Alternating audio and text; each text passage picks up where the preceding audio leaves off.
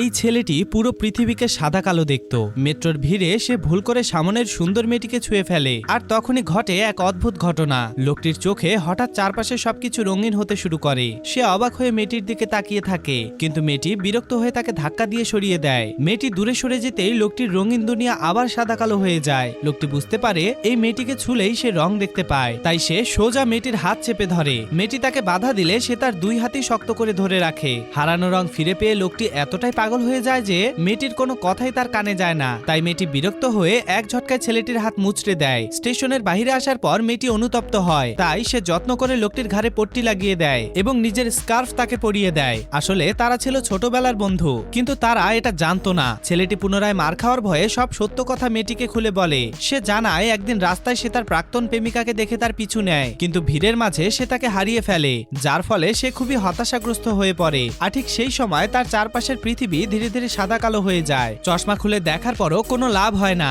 এমনকি সে ট্রাফিক লাইটের রঙও বুঝতে পারছিল না। তখনই একজন এসে তার মাথায় ছাতা ধরে তাকে বাঁচায়, আর সেই ছিল এই মেয়েটি। সবচেয়ে অদ্ভুত বিষয় হলো পুরো সাদা কালো পৃথিবীতে শুধুমাত্র ছাতার নিচে থাকা ওই মেয়েটিকেই সে রঙিন দেখতে পাচ্ছিল। লোকটি ভয় পেয়ে সোজা হাসপাতালে চলে যায়, কিন্তু সব চোখে টেস্ট করার পর ডাক্তার বলে তার চোখ একদম ঠিক আছে। এভাবেই 2.5 বছর পার হয়ে যায়, কিন্তু তার অবস্থার কোনো উন্নতি হয় না। এরপর অফিসে তাদের আবার দেখা হয়। লোকটি তার এক বন্ধুকে সব ঘটনা খুলে বলে। বন্ধু তাকে পরামর্শ দেয় মেয়েটির সাথে বেশি বেশি সময় কাটানোর জন্য।